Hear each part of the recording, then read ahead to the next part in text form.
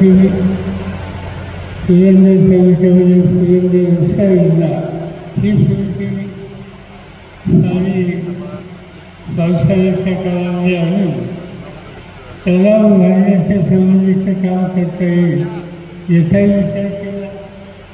याच्यात सुधारणा करण्याची गरज आहे आणि ते काम करायला राज्य सरकारला अनेक भाग पाडले. आजच मी यासंबंधी शब्द देऊ शकत नाही.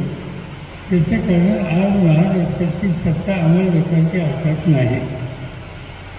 पण मी निकाल घेतला की 4 महिन्यांनी निवडणूक आहे आणि या निवडणुकीमध्ये मी महाराष्ट्राची सत्ता काही झालेल्या हातात घेऊ आणि ही सत्ता एकदा हातात आल्याच्या नंतर तुमची राहिलेली कामं कशी राहतात हे बघा.